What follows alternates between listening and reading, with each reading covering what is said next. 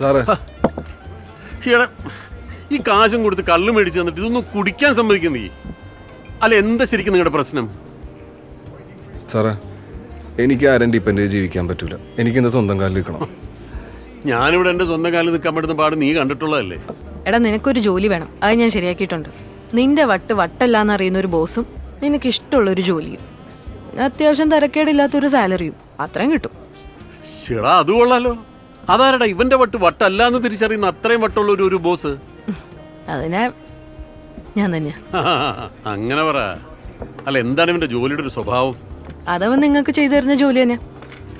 ഇൻവെസ്റ്റിഗേഷനാ? അടുത്ത എപ്പിസോഡ് മുതൽ എന്റെ ക്രിയേറ്റീവ് സപ്പോർട്ടായിട്ട് ഞാൻ ഇവനെ അങ്ങ് അപ്പോയിന്റ് ചെയ്തു. ഓ അത് കൊള്ളാം. അല്ല ഈ തരക്കേടില്ലാത്ത ശമ്പളം എന്ന് പറഞ്ഞല്ലോ, അതേതാണ്ട് എത്ര വരും? അത് മാത്രമേ ഉള്ളൂ ചെറിയൊരു കൺഫ്യൂഷൻ. കണ്ട കാര്യത്തോടൊപ്പം മാപ്പിളത്തെ സ്വഭാവം മാറിയതുണ്ടോ?